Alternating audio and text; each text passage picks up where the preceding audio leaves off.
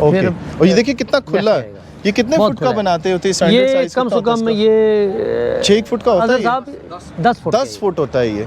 10 foot के अंदर तो 2 गाड़ियाँ आपके आराम से आ जाती हैं। तो इसमें आपको ये बड़ी आसानी मिल गई है कि आप लोगों ने, अच्छा इतना छोटा जो ट्रैक है वो कहीं पे भी नहीं होता। दुबई में मैंने देखा बड़ा मुश्किल प्रोसेस होता है, और जितने भी खलीजी ममालिक हैं वहाँ पे बड़ा मुश्किल प्रोसेस होता है, और फीस बहुत ज़्यादा होती है वहाँ पे।